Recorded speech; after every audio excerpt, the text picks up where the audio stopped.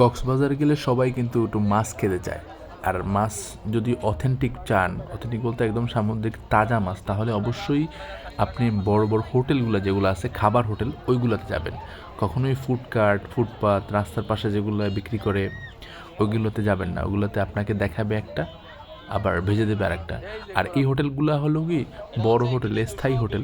এরা কখনোই আপনাকে ২ নাম্বার বা নষ্ট, পচা এগুলো দিবে না। তাদের একটা রেপুটেশন আছে।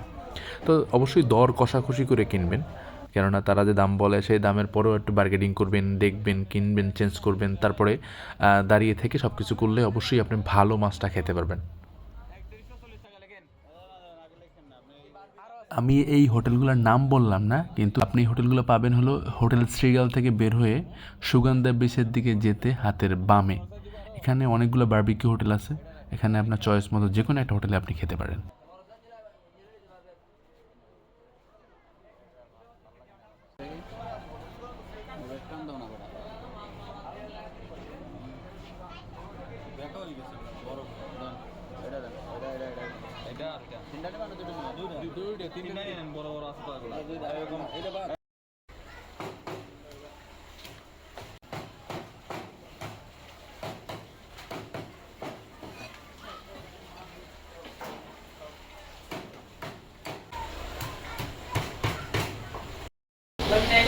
লবস্টারটা যদি লাল হয় হ্যাঁ, তাহলে মনে করবেন যে এগুলো পচা মাছ। পচা মাছ হ্যাঁ, আর যদি এরকম সাদা হয় তাহলে মনে করবেন যে এগুলো Fresh.